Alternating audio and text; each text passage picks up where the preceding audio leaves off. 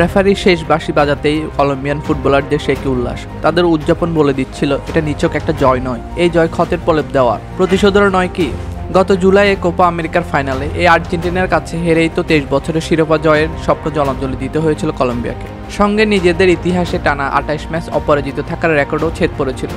বানকিয়ায় 2026 বিশ্বকাপ বাছাই পর্বের ম্যাচে লিওনেল স্কেলোনির দলকে 2-1 গোলে হারিয়ে দিল স্বাগতিকরা। এই হারে টানা 12 ম্যাচের অজয় যাত্রা থামল বিশ্ব চ্যাম্পিয়নদের। এবছর এটি আর্জেন্টিনার প্রথম হার। দলটি সর্বশেষ হেরেছিল গত বছরের নভেম্বরে উরুগুয়ের বিপক্ষে, সেটিও ছিল বিশ্বকাপের বাছাই পর্ব ম্যাচে। আরেকটি চমকপ্রদ ব্যাপার হলো আর্জেন্টিনা সর্বশেষ 2 ম্যাচে হারল আর্জেন্টিন কোচদের দলের কাছে।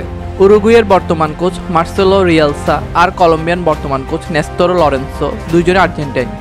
এস্তাদিও মেট্রোপলিতানো রবার্তো মেলিন্দেজে আজ ম্যাচের 25 মিনিটে 47,000 ছুঁচি দর্শকদের আনন্দে ভাসান ইয়ারসন মাস্কারা। কর্নার থেকে রদ্রিগেজ বক্সের জটলায় বল না পাঠিয়ে জন আরিয়াসের সঙ্গে দেওয়া নেওয়া করেন। এরপর বাঁ প্রান্ত থেকে মস্কারার উদ্দেশ্যে উঁচুতে কিক করেন। আর্জেন্টিনার সমতায় ফেরার আনন্দ বেশিক্ষণ স্থায়ী হয়নি। 12 মিনিট পরে পেনাল্টি থেকে গোল করে কলম্বিয়াকে এগিয়ে দেন রদ্রিগেজ। যদিও কলম্বিয়ার এই পেনাল্টি পাওয়া নিয়ে দুই দলের খেলোয়াড়দের মধ্যে তর্কাতর্কি শুরু হয়। মেসির অনুপস্থিতিতে আর্জেন্টিনাকে নেতৃত্ব দিতে নামা নিকোলাস ওতামেন্ডি নিজেদের বক্সে দানিয়েল মুনোজকে চ্যালেঞ্জ জানালে তিনি পড়ে যান। কয়েক মিনিট সময় নেওয়ার পর বিআর মনিটর দেখার পর পেনাল্টির বাঁশি বাজান চিলিয়ান রেফারি পিয়ারো মাজা। পেনাল্টি ঠেকানো বিশেষজ্ঞ হয়ে ওঠা এমিলিয়ানো মার্তিনেজ এবার আর্জেন্টিনাকে রক্ষা করতে পারেনি। তাকে বিপরীত পাশে ঝাঁপিয়ে পড়তে বাধ্য করে কলম্বিয়াকে এগিয়ে দেন রদ্রিগেজ।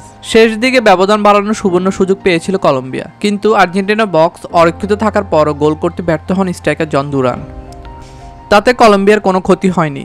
কিছুক্ষণ পরে যে তারা বিশ্ব চ্যাম্পিয়ন আর্জেন্টিনাকে হারানোর উৎসবে মেতেছে।